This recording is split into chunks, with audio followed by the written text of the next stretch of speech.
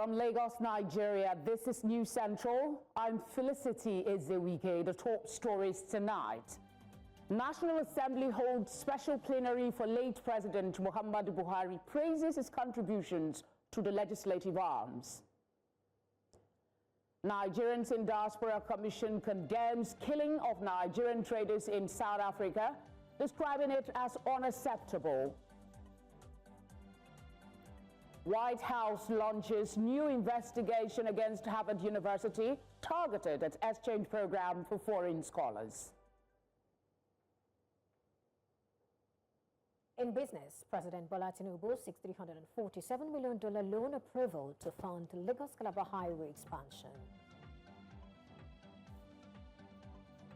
And in sports, defending champions Nigeria's D-Tigers arrive in Abidjan ahead of their quest to win an unprecedented fifth straight AfroBasket title.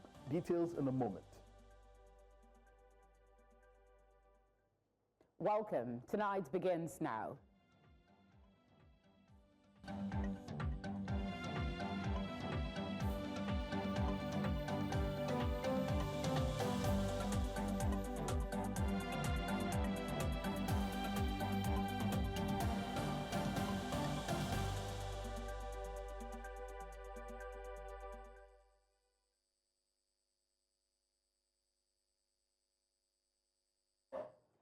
We'll begin tonight at the upper legislative chambers, where lawmakers on Wednesday paid glowing tributes to the late President Muhammadu Buhari, who died on July 13 at the age of 82.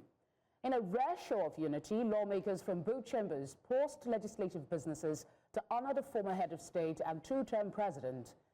The Senate adopted a motion commending the federal government for naming the University of Maiduguri after the late president and urged that he be further immortalized with a national monument. In the House of Representatives, Speaker Abbas Tajuddin described Buhari as a leader who respected legislature and strengthened Nigeria's democratic institutions. Lawmakers also hailed landmark legislation passed during his tenure. Amid the tributes, some lawmakers noted challenges under Buhari's leadership, including economic hardship and insecurity. However, they maintained that his life of service and commitment to Nigeria stood above criticism. As Nigeria continues to reflect on his passing, both chambers agreed that Buhari's legacy should serve as a guiding light for future leaders in integrity, discipline, and service to nation.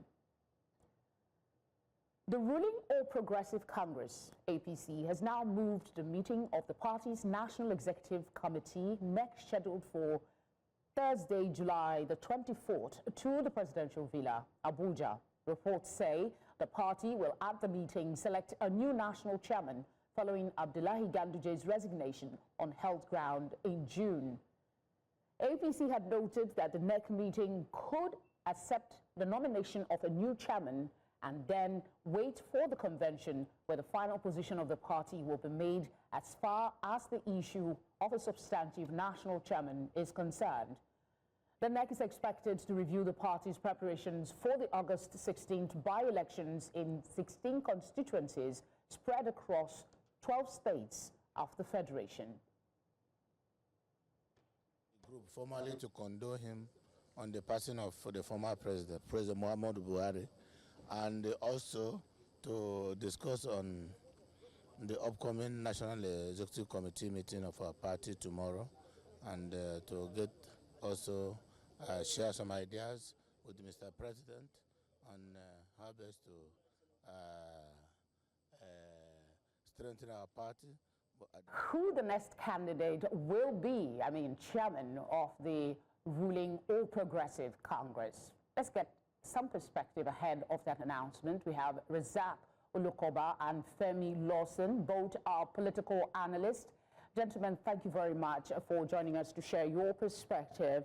I'll start with you, Mr. Lawson. With the resignation of Ganduje, the people of the North Central are insisting that the position must be zoned to them till they use out their time. Is this still realistic, as Wakwanso, who is tipped to join the party for a bigger role, does not possibly look interested? Thank you. position of stakeholders of the APC, particularly from the North Central region of the country, North Central region of the country, remains valid as long as the zoning arrangement that produced the national chairman before Dr. Abdullahi Ganduje, that is Dr. Alhaji Abdullahi Adamu, former governor of Nasarawa State, subsists. Remember, Dr. Adamu was not just elected as the national chairman of APC. He was a product of zoning which seeded other positions within the National Working Committee to other zones of the country. Even though his resignation paved way for an hurried ascension to that position by Dr. Abdullahi Umar Ganduje, I think it is only proper and much in line with that agreement, that convention, that zoning agreement that produced Dr. Abdullahi Adamu as national chairman of APC, coming from the North Central for the APC to uphold, pending a new national convention where zoning into these offices may now be reorganized. So, for the stakeholders within the party from the North Central who have been agitating that that position be returned to the North Central zone where Dr. Adamu, where Alhaji Abdullahi Adamu came from before the emergence of Dr. Abdullahi Ganduje as national chairman after his resignation, of course, remains valid. Okay, Mr. Lokoba, I want to just speak quickly. I want you to speak quickly on the movement of the location of the meeting of the NEC. Some say the taking it to the presidential villa is not illegal. Others are saying they are the ruling party and it's been done in previous administration. What is your thought about how relevant that rescheduling to the presidential villa is? It's not proper to major and minor at this political juncture. There are more serious issues that bedevils the APC as a party and the opposition for them to worry so much about where meetings are held. ADC, PDP, and APC at their time where they have to examine their strategy properly. As the incumbent party, I will not join others who says that they should sleep with their two eyes closed. So the venue is not as essential as the outcome of the meeting. What is essential is the outcome of the meeting they are going to hold, which is to look at the assessment and the capacity they have at the moment. Because from our perspective, ADC is waxing stronger.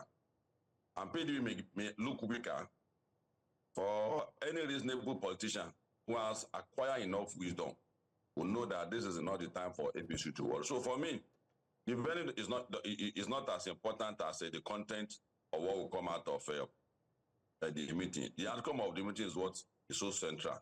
All right, but I mean, others are watching. APC is just a party. All parties cannot choose to go to the presidential villa to have their meetings, even though they are the ruling party. There are some things that optics matter as well. Mr. Lawson, I'd like your thoughts on that briefly before I ask another question. Well, for me, I want to align my thought with that of Comrade Lokoba because there's actually no law, according to the best of my knowledge, that forbids APC from holding its neck at the villa tomorrow, more so that it is not even the first time that such meeting will be held at the presidential villa. And I think I need to say this, that holding the neck meeting of the party at the presidential villa, to me, seems more like every other political party's activities that we held at the presidential villa, not just by APC, even by previous political party in government. We have seen, president hosting members of his party, hosting APC governors forum, PDP governors forum, hosting, presentation of flag for candidate of the party at the presidential villa. So, and it is very clear Okay. Mr. Lawson, I honestly would press the point. If you were a legal person, I would have maybe asked you to make instances, but you've clearly stated that you're not quite sure about that. So let's go back to Mr. Olokoba and continue our conversation about the zoning issue. How would the zoning of the chairmanship position to the North Central impact the party's internal dynamics and power structure? You will agree with me that Nigeria is predominantly a country of a numerous identity. And how your identity reflects in the politics of a nation will determine how you gravitate towards such a political party. It is the most reasonable thing for any political party to bear in mind the moment the key actors in government comes from a particular section, particularly the president. The next most important thing in the political arena is who heads the party. So for APC, the party is strategic enough and has acquired enough wisdom to understand the implication of not picking their candidate for chairmanship of the party from the north. There's no region that does not have its own peculiarity. In the Niger Delta, we know this is the economic hub of the nation. There are states and regions in Nigeria that you are looking for a peaceful region, you better reside there. But when it comes to numerical strength, no political party will joke with what is coming from the north. Well, what APC needs to do is to be more careful about who they choose as the party chairman, so that we won't be having another resignation in another 1 year or 1.5 years when the election is about to hold. At the beginning of a formation or at the beginning of the alignment, just like I said in your intro, that the alignment is taking place, you will laugh at what ADC is trying to do. But if I am APC, given what is happening today, ADC is a party to pay attention to. And after the party tonight, held by PDP, they should give more concern to APC. In content and character, what led to the fall of PDP in 2015? The condition is not present at the moment. Then there were concerns that Jonathan should not run again because it's running on the mandate of the North, and the entire North that time felt that they don't want Jonathan back. So that contributed majorly to the fall of PDP that time. More so, PDP, APC, and as is accommodating Buhari, which is constant 12 million votes, and Tinubu, that strengthens APC that time. It's not present now. But that's not the fact that they should go home and go and sleep, because there are disenchantment here and there. People leave APC to join PDP. More people also leaving PDP to join APC. All right. And that is the more reason why they must be very careful at their strategy and what they are going to adopt in ensuring that they defeat the opposition in the coming election. They should be very careful. Now, Mr. Lawson, I'm going to try and make this question as coherent as possible. The North Central is insisting, and then we know that in the party dynamics, there's always political consideration and all of that. Are there any other regions in the running for this chairmanship position? And if yes, how would that impact the North Central's insistence that they hold on to the chairmanship? Also, is it in the Constitution, to your knowledge, of the APC that this remains status quo? Thank you. For me, even though it is still speculative that the NEC may agree on the new national chairman of the party tomorrow, I want to believe that the idea of the chairmanship returning to the North Central geopolitical zone should not even be a matter of debate, because in the existing zoning structure within the party, that is the zoning structure that has elected national chairman, deputy north, deputy south, and other key positions within the party, that zoning arrangement, which is a product of the resolution of the same party, NEC and convention gives the incumbent position to the North Central Geopolitical Zone of the party. So I don't think it should even be a debate at all. And I have not seen, as it is today, any other geopolitical zone within the party, primarily from the North, contesting this with the North Central. Even though now we now have an acting national chairman coming from another geopolitical zone still within the North. That said, I think the party will be unanimous in agreeing to the fact that the current zoning structure, zoning arrangement, rather, gives the national chairmanship of the party to the North Central, and they should abide by it. All right. Mr. Olukoba, I want to ask you about the dynamics of the name that keeps popping up, Kwakwanso. I mean, we know the history and how he has moved parties and the disagreements that were before. Is that a realistic possibility at this time, or are there other names that are coming up as likely candidates for this role? Strategy. Kwazo may be a positive for APC because APC is about block in terms of formation. Buhari came as a block, and Tinubu came as a block, and the PDP and other minor people that came in, which becomes the majority because small particles becomes majority when it's added together.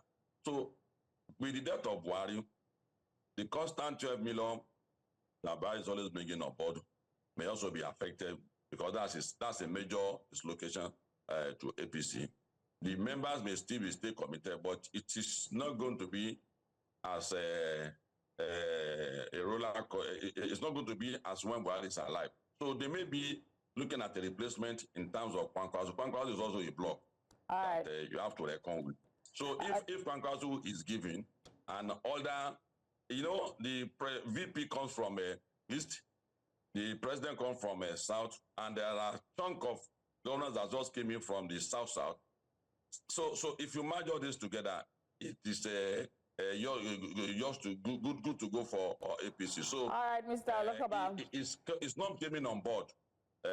Might be a good thing for the party, and I don't think it's a mistake if he eventually becomes the party chairman. All right, thank you very much, Mr. Olukoba, and Mr. Femi Lawson, thank you very much for your time. We appreciate your contributions to the news. It's a pleasure being with you. Thank you. Good night. Good night. Coming up, NIMET seeks power to issue regulations without external approval. We'll bring you this story and more after the break.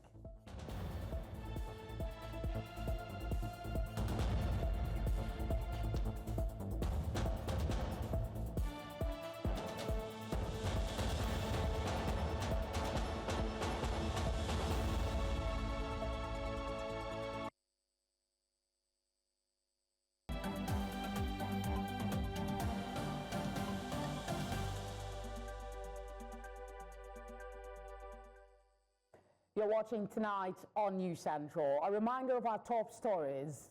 National Assembly holds special plenary for late President Muhammadu Buhari, praises his contributions to the legislative arms.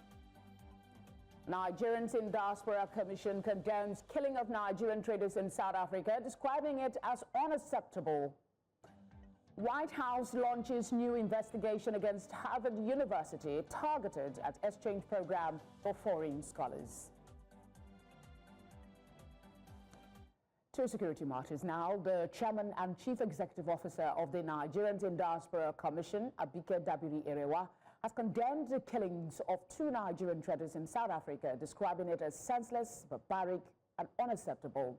The 2 victims, identified simply as Austin and Ayo, were reportedly shot dead at close range by masked gunmen in Durban. According to unconfirmed reports, the attackers stormed Austin's office and opened fire, killing both men on the spot. In a statement by NIDCOM's spokesperson, Abdurrahman Balogu, Dabiri said the Nigerian High Commission in South Africa is already looking into the matter. She urged the South African authorities to launch a thorough investigation and ensure the perpetrators are brought to justice.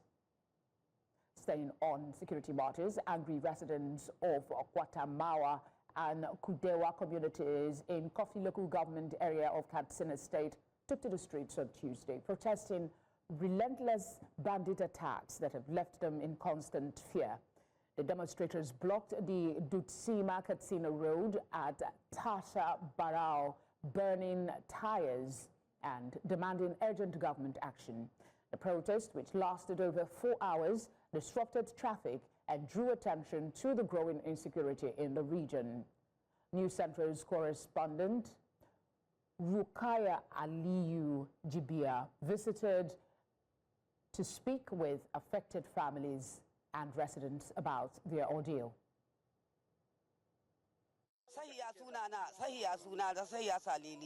Kwantamawa. To, ruwa matsala ta ishe mu ba inda za mu zanna. ƴaƴanmu ba su zanna ba. Akwai ni wata gona da aka je huda sai uku ana zuwa ana rugowa da shanu. Dole abincin ma an zudda ana gudu. Ba dama ga sunan ba dama da irin da komi mun zudda.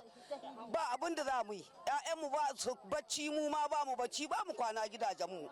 Ba yadda za a yi mu kwana gida kullum dawa muke mu da ƴaƴanmu ko jiya ana isha ina isa da ba ƙasa kaga kuma kafata ma kararra ce ba ni iya tahiya sosai ya za mu yi mun bar gida ba dole mu tsaya ba mun ban mu Allah yi ne ga tsoro wanda zai ni haka da wuka ya halbe ma dan da ya halbe ma jika duka da ƴaƴanmu kan ba su kwana gida mu ma ba mu kwana dabbobi ba saura ba wata sana'a kuli nake rabona da yi an shekara ba yiwuwa ba ni da kodari haka nan muke aka shiga cikin ciki aka ga abin da ke cikin ciki aka gwada da na'ura bare wanda ke waje yan labai wanda ke waje gashi kuma an haska cikin ciki da kayan ciki an gansu kuma bare barawo wanda ke cikin hili yan labai haba a ɗauki matakai ba a ɗaukan min matakai na gaggawa ma yanzu na dawo da kyan na iso ran kai daɗe abin da ya sa muka je lalle azimin dole mu je kaga dai mun kwata rabon mu ma da mazan mu na aure ba a shekara ba a ma hidin lokaci muna nan dai muna hakuri sai dai ka ga mijin kai hitsari kai kalla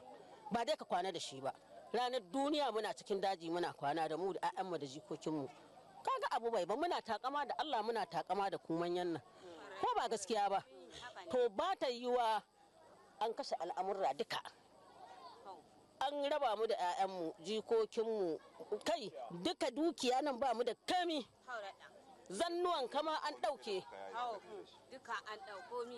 zannuwan kama an ɗauke shekaran jiya da suka cika garin nan idan ka je ka ga gezar da na shiga wallahi sai ka ce ban da kashi kowa gudu yake ba arziki ba inda za ka je ka tsugunna shin ya za mu yi mu zanna 'ya'yan nan na Allah ne namu ne da su muke karya yanzu sai dai su ba mu mamuci shin sai mu yi zanna gida ran kai daɗe.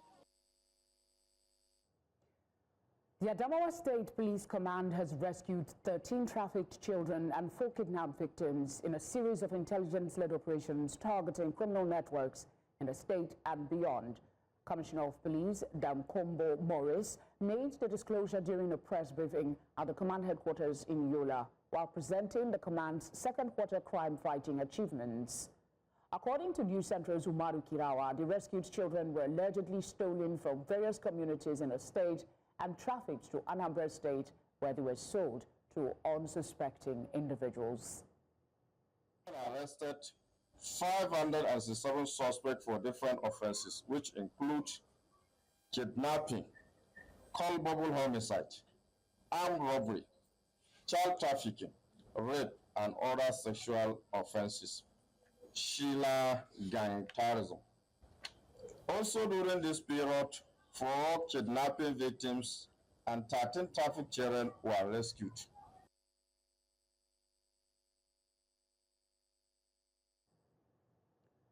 In a follow-up to News Central's investigative piece tagged Justice for Victory, the family of Victory Tisa, a defilement survivor, continues to appear in court. News Central's Sarah Ayeku reports that for the second year running, mother and of the victim, Juliet Adi, her son and her brother are back in court, not on the alleged defilement case, but on charges of assault brought against them by the man who allegedly devoured Victory at the age of 12. Her report. For the uptenth time, Mrs. Juliet Addy, her son, Michael, and her brother, Bright, are appearing at the Adagun Magistrate Courthouse in Ajegule area of Lagos State. They are being tried in relation to an alleged altercation with a suspect that allegedly defiled 12-year-old Victory in April 2021. Mrs. Juliet Addy had at the time reported to the Ajeromi, Ifelodun police station, that her daughter, Victory, had been defiled by a neighbor known as Mr. Blessed. But since August 2023, they have been charged to court for allegedly assaulting the suspect. This hearing is expected to continue the criminal proceedings against the family seeking justice. We have to take a further day to enable them, take over the file for them to proceed.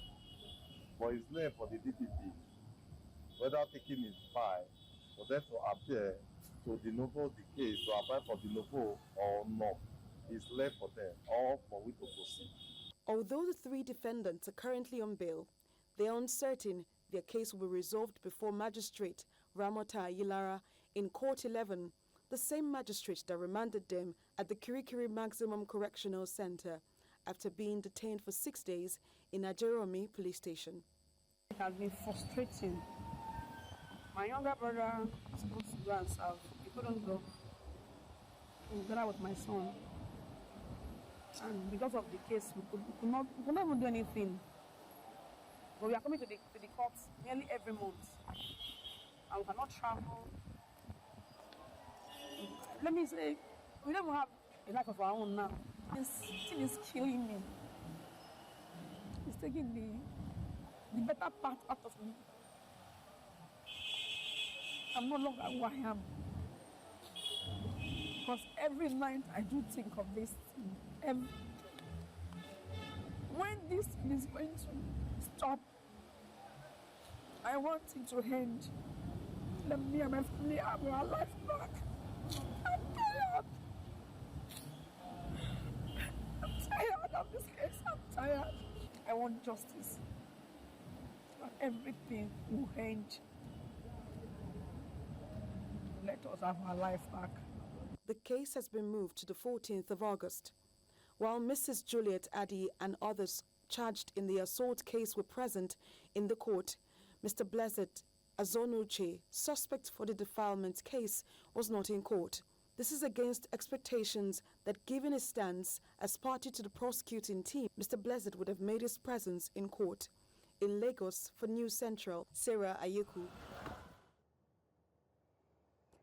The Nigerian Meteorological Agency, NIMET, is seeking the power to issue regulations without external approval. Director General of NIMET of the organization, Charles Anosike, made the request on Tuesday during a public hearing organized by the House of Representatives Committee on Aviation Technology on a bill to amend the Nigerian Meteorological Agency Establishment Act 2022. Anosike said the amendment is critical to eliminating the delays and administrative bottlenecks currently associated with the approval process. Chairman of the committee, Tajuddin Abisodun, said the bill seeks to amend the act to enhance the effectiveness and efficiency of the Meteorological Agency. He said the agency plays a vital role in ensuring the safety of lives and property, particularly in the aviation sector.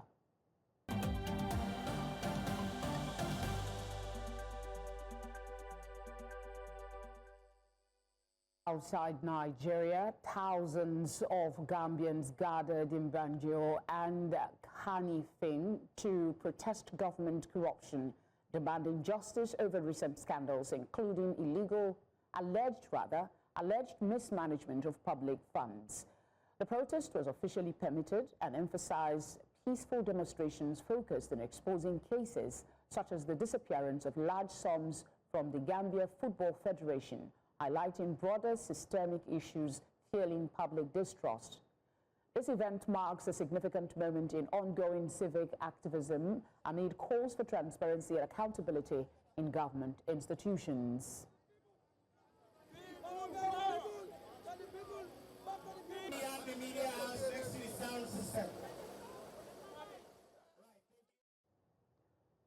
The Trump administration has launched a new investigation into Harvard University focusing on its foreign scholar exchange program. Secretary of State Marco Rubio announced today that the inquiry targets Harvard's eligibility to sponsor international visitors under the Exchange Visitor Program, commonly known as the J-1 visa program. Rubio emphasized that sponsors must fully comply with regulations and ensure their programs do not threaten U.S. national security or foreign policy interests. Again, the United States has announced its withdrawal from UNESCO. The U.S. said the UN Cultural and Educational Agency, best known for establishing World Heritage Sites, is biased against Israel and promotes divisive causes. The State Department spokeswoman said that continued involvement in UNESCO is not in the national interest of the United States. The U.S. exit was expected under President Donald Trump, who also ordered withdrawal from the United Nations Educational, Scientific and Cultural Organization in 2017 during his first term, which President Joe Biden then rejoined when he came to power. Policy analyst Alexander von Vugen joins me now to discuss the implication of Trump's withdrawal from these UN organizations, not once, not even twice. Thank you for being here tonight. President Trump's decision to move the U.S. from the UNESCO effective next year isn't new because it's a repeat of what we've seen in his previous term. What are really the stakes here? Well, as you indicated, it wasn't unusual that he withdrew because he's done that before in his previous presidency. But what UNESCO did in 2014 is they allowed Palestine as a full member of UNESCO, which is a significant move to supporting statehood in Palestine. So, and this is against Israel's wishes, and Israel's staunchest supporter is, of course, the United States. So if it's, it's a bit of a stretch to say it's not pro-Israel or it's anti-Semitic. In effect, it's against the will of Israel. A lot of people aren't talking about it, but they're condemning the situation in Gaza, but they're not acknowledging the fact that there will be never a non-occupation of Gaza by Israel. In fact, it's highly unlikely that will ever be a two-state system in existence in Gaza, as it's proven in the past not to work. Okay, the White House said UNESCO's decision to admit the Palestinians as a member state was, quote, highly problematic, contrary to U.S. policy, and contributed to the proliferation of anti-Israel rhetoric, end quote. Is that really so? Well, as I just indicated, it goes against Israel's policies. They want to annex Gaza. They're going about it in a very controversial manner. We read about it every day in the paper of how many Palestinians are dying in the food lines, children starving. And it seems to me that part of the strategy is to just bombard us with this negative news till we become numb. And the end game here is to take over Gaza. So that's the game plan. Anything that disrupts that is going to meet with retaliation from America. Another example of this was South Africa's sponsorship to the International Court of Justice against Israel for its actions in Gaza. America immediately stood up and started sanctioning South Africa for a plethora of other reasons, not blaming their action at the International Court of Justice, but it was punishment for them contradicting Israel. Donald Trump's deep skepticism of groups like the UN and NATO has always been there. But the fear amongst many is that it creates inroads for China and other rivals to take over the soft power space for global relations. Do you share this concern? Well, I think that's a machine that's been in motion for some time now. If we look at Africa as a continent, the Chinese have made numerous inroads there, building infrastructure for various countries. The bad news is they've created death spirals for a lot of those countries that now owe large amounts of money to China and are being forced to give up their natural resources in lieu of their debt payments. That is a situation that makes a lot of people resentful. America is trying to salvage that movement of China into Africa by offering trade instead of aid. And I can't help but think part of the agenda in cutting off the aid to Africa, U.S. aid, and defunding the UN and defunding the NGOs was part of that plan, because it's put many countries off balance, that are reliant on the IMF for funding and the UN, and forcing them back to the table again with dealing with the U.S., which is in desperate need of certain natural resources, which are abundant in Africa. How do you think, what has been UN's response to these Trump's move, and what do you think UNESCO, how rather do you think UNESCO should be responding to Trump? I mean, they've gone out, US has gone out before and come back and they accepted. Should they keep doing this? Well, I think UNESCO, what Trump doesn't like is they have a globalist attitude. That's part of what Trump is against, and that was part of his election platform. But in the scope of what the net effect is, America only contributes 8% of UNESCO's budget. So will they survive without America? I think they'll do all right. They do have the support of Europe, and Europe tends to have globalist attitudes more so than America does. All right, Alexander, thank you very much for speaking with us. We appreciate your time. We go now to business, sports, and entertainment news after this break.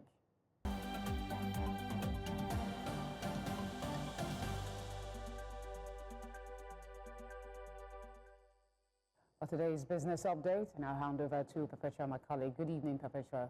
Good evening to you. So you'll get the details after this short timeout. Stay with us.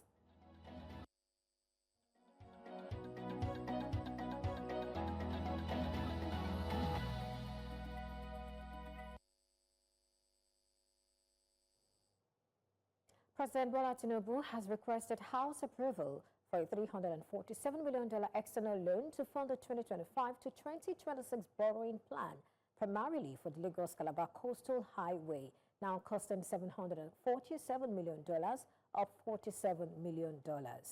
The proposal follows Senate's approval of a $21.5 billion and 757.9 billion naira domestic bond plan on July 22, 2025.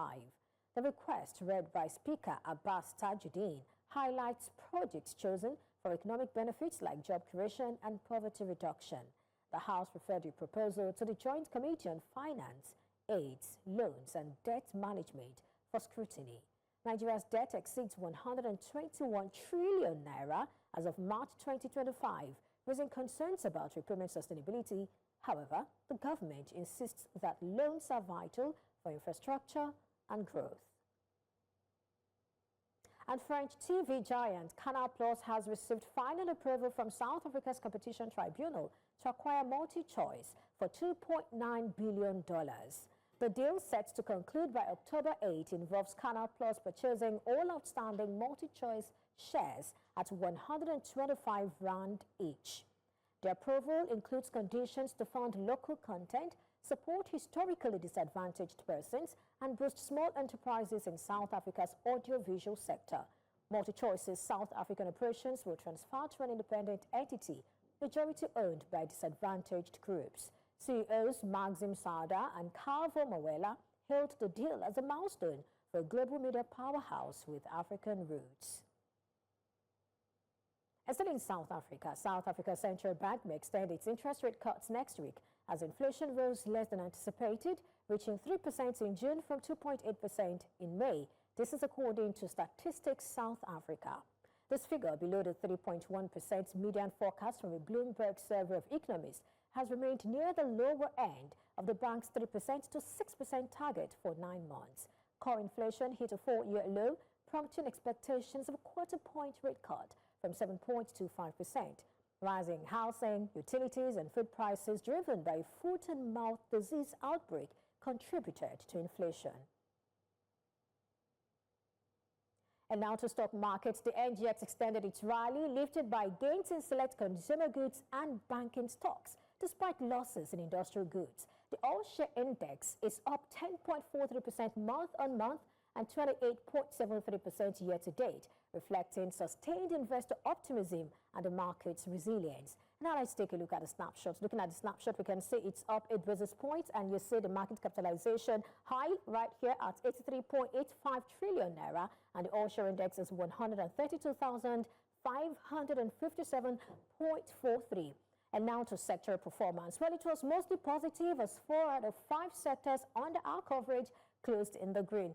Now, taking a look at this, you can see the banking sector is up 44 basis points. We've got Access Corporation maintaining its bullish run.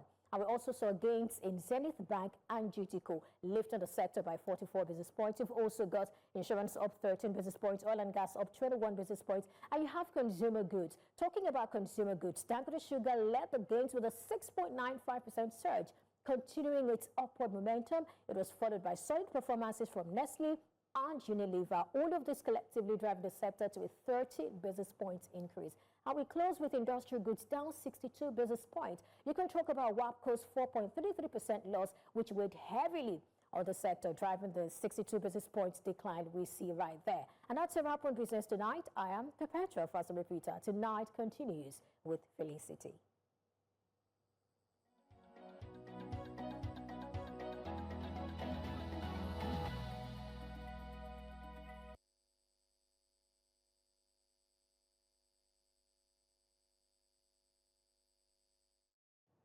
Sports update tonight is with Tunde. What have you got for us in the ever-busy world of sports? Quite a lot going down tonight, Felicity, both in Nigeria and across Africa. I'll tell you all about that and much more after the break.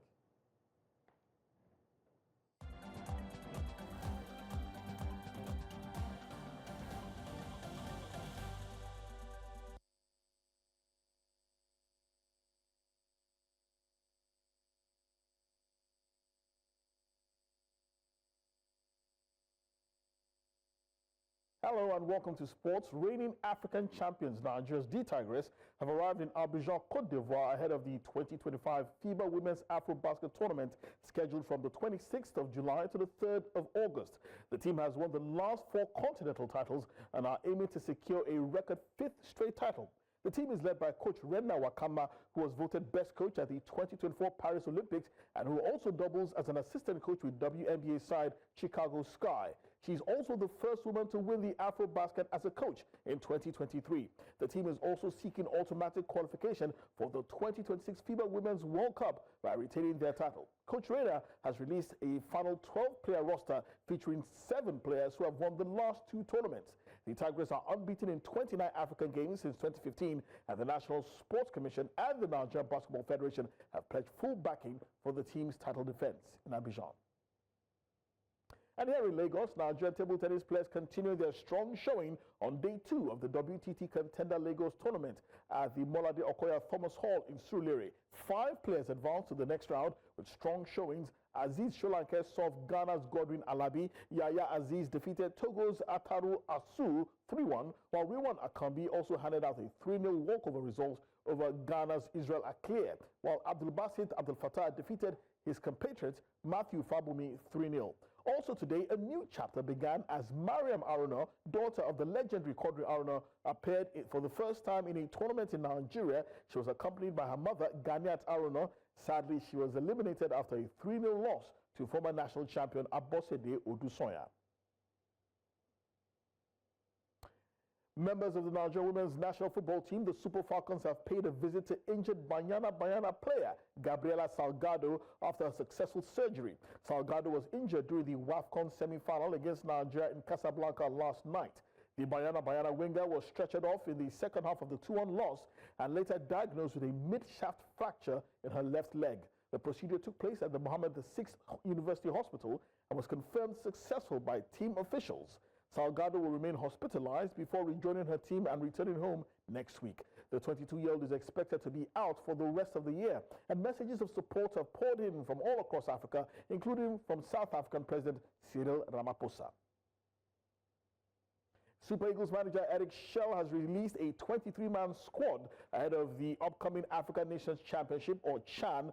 The list is dominated by 9 players from reigning MPFL champions Remo Stars, while newcomers Ikorodu City have contributed 3 players after a stunning debut season in the top flight. Nigeria have been drawn against Senegal, Congo and Sudan in Group D, and the tournament, which will be co-hosted by Kenya, Tanzania and Uganda, runs from the 2nd to the 30th of August. The Nigerian team will depart for Zanzibar on Thursday. And that's all we have on sports tonight. It's back to you, Felicity.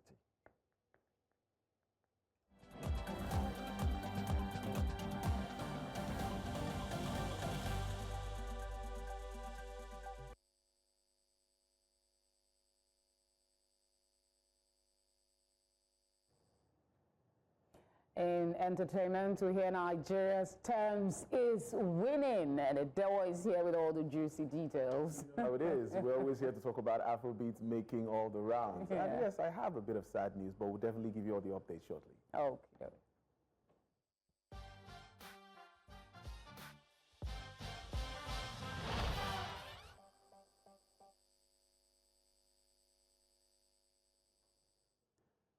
So let's start off with the good news. Now, Thames is celebrating a huge win. The Nigerian superstar bagged a Spotify plaque after Wait For You. Her hit collaboration with Future and Drake surpassed a whopping 1 billion streams. Huge.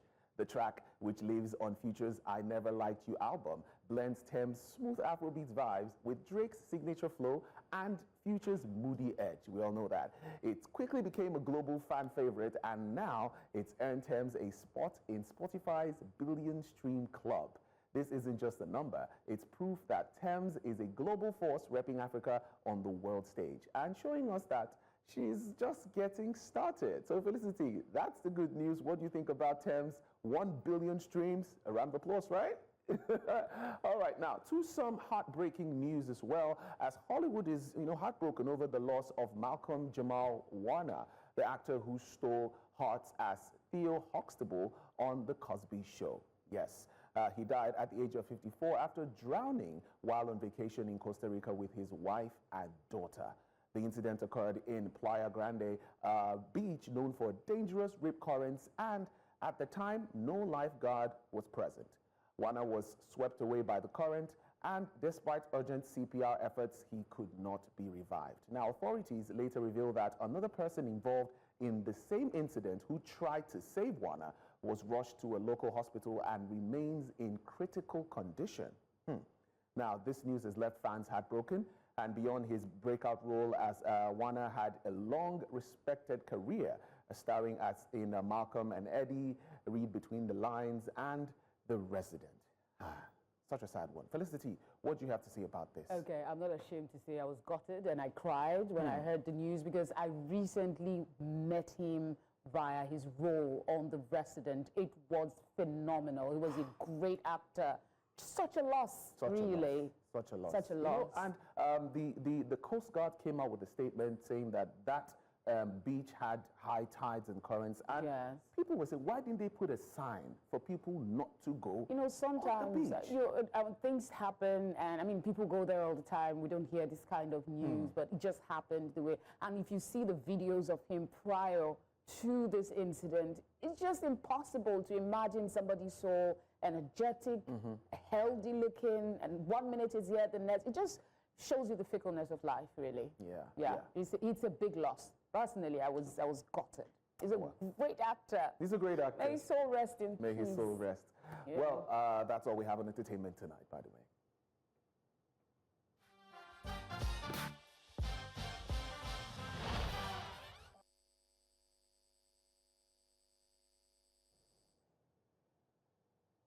And that's the news tonight. But before we go, a quick reminder of our top stories. National Assembly holds special plenary for late President Muhammadu Buhari, praises his contributions to the legislative arms. Nigerians in Diaspora Commission condemns killing of Nigerian traders in South Africa, describing it as unacceptable. We also told you that the White House has launched new investigation against Harvard University, targeted its exchange program for foreign scholars. As always, we'd love to hear from you. Please send your eyewitness report to the number being displayed on your screen. You can do that as well by following us on all social media platforms at News Central TV. You can watch us live on DSTV channel 422, GoTV channel 23, Star Times channel 274, Avo TV, and on YouTube. Thank you, as always, for your kind attention. Have a good night.